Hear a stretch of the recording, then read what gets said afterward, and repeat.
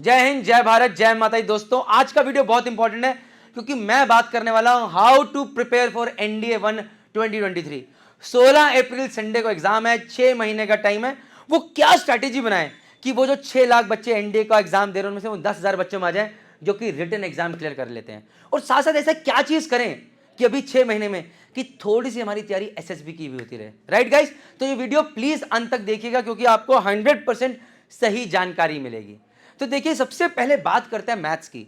अगर आपका maths strong नहीं है तो डेफिनेटली आप मैथ्स का कट ऑफ क्लियर नहीं करोगे। और मैथ्स आज की डेट में बहुत अच्छे लेवल की आती है एनडीए के एग्जाम में। मैं ये नहीं बोलूंगा कि आईआईटी एडवांस लेवल की आती है, लेकिन हाँ आईआईटी मेंस लेवल के क्वेश्चन तो जरूर आते हैं। तो जाहिर सी बात है maths is your primary focus, क्योंकि अगर मैथ्स का कट ऑफ क्लियर नहीं करोगे तो जय माता दी जनरल एबिलिटी का पेपर चेक ही नहीं होगा।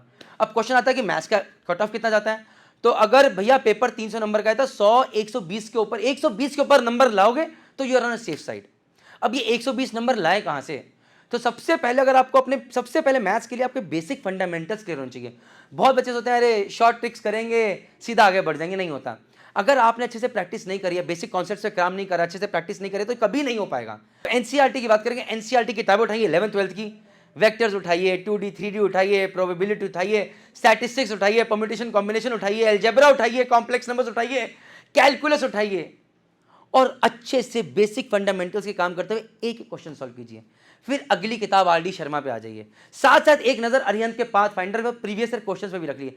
जितनी प्रैक्टिस करोगे उतना नजदीक जाओगे अपने टारगेट के। वेरी वेरी इंपॉर्टेंट, फॉर्मुलेस की एक अलग नोटबुक बनाइए। उस नोटबुक में हर एक फॉर्मूला या कोई आपको हिंट मिलती है उसमें लिखे, ताकि बाद में सिर्फ आपको वो रिवाइज करना पड़े। वेरी वेरी इंपॉर्टेंट, अगर आप इन चीजों को पालन करोगे, डेडिकेटेड रहोगे अगले 180 दिन के लिए, दुनिया की कोई ताकत नहीं है कि मैथ्स के अंदर तुम एग्जाम फोड़ के रख दो।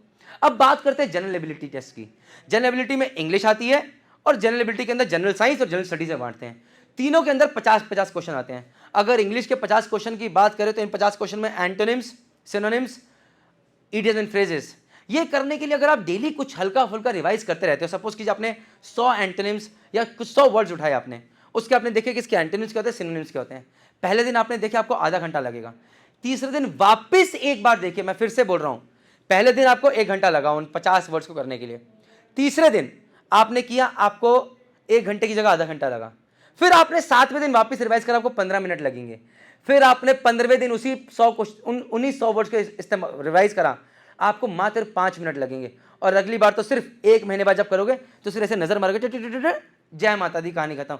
और ये अगर आपने 5 बार कर दिया, पहले दिन, तीसरे दिन, 7वें दिन, 15वें दिन और 30वें दिन, जिंदगी में कभी वर्ड नहीं भूलोगे। और फिर कहोगे यार, क्योंकि रिवीजन बहुत इंपॉर्टेंट है, उतने नए वर्ड्स नहीं करने जितने इन वर्ड्स को रिवाइज करना है। नोटबुक बनाइए, करते चलिए, खुद दिमाग में सोचिए इसका क्या एंटोनिम होना चाहिए, खुद सोचिए क्या सिनोनिम होना चाहिए। और एक बहुत बढ़िया टिप दे रहा हूं, अगर सही में कामयाब बनना चाहते हो, अगले 6 महीने डट के द हिंदू का अखबार पढ़ना शुरू करो। ये अखबार आपको एंटोनिम सिनोनिम्स में हेल्प करेगा, ये अखबार आपको अंग्रेजी के वर्ड्स आने में हेल्प करेगा, ये अखबार ना चाहते हुए आपको ग्रामर में बहुत हेल्प करेगा, ये अखबार ना चाहते हुए आपको जनरल स्टडीज के काफी सारे टॉपिक्स कवर करा देगा, आपको करंट अफेयर्स कवर करा देगा।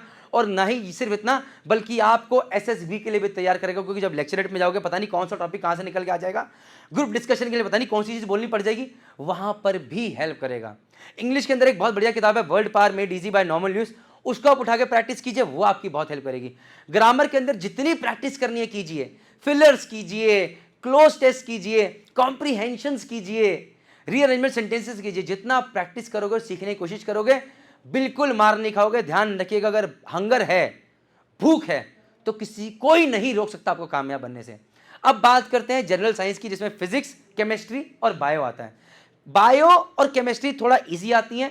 बायो तो सिर्फ 10th तक स्ट्रक्चर्ड है, और उसमें भी अगर आप प्रीवियस ईयर क्वेश्चन अच्छे से कर लोगे तो काफी सारे क्वेश्चन उसी टॉपिक से रिपीट होते रहते हैं। It will be very easy. Chemistry के लगभग जहां पर 10 केमिस्ट्री में जहां पर लगभग 15 क्वेश्चन आते हैं, वहीं फिजिक्स से 25 क्वेश्चन आते हैं और बायोलॉजी के मात्र 10 क्वेश्चन आते हैं।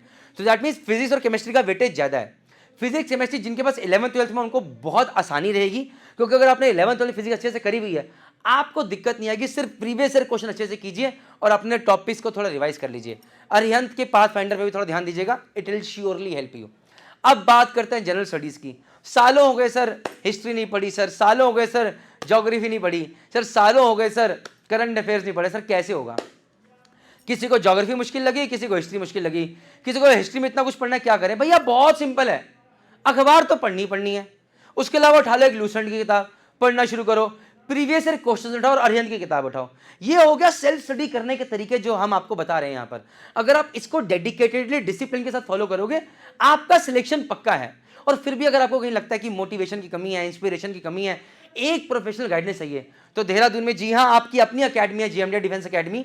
आइए, हमें एक मौका दीजिए। हम नहीं कहते कि हम दी बेस्ट हैं, हम नहीं कहते कि हमने बहुत भयंकर रिजल्ट दिया, लेकिन हम ये आपसे कहते हैं कि जितनी आप मेहनत करेंगे उससे डबल मेहनत हमारी पूरी टीम एक परिवार की तरह आपके साथ करेगी और एक बेहतरीन ऑफिसर बनाने का जज्बा देखती है और पूरी जान लगाएगी कि आप वो एनडीए में ऑफिसर बने और देश का नाम भी रोशन करें और साथ में हमारी एकेडमी, हमारे परिवार का नाम रोशन करें। इसी के साथ मैं Praneet Mehta, director GMD defence academy, अलविदा चाहूंगा। जय हिंद, जय भारत, जय माता दी।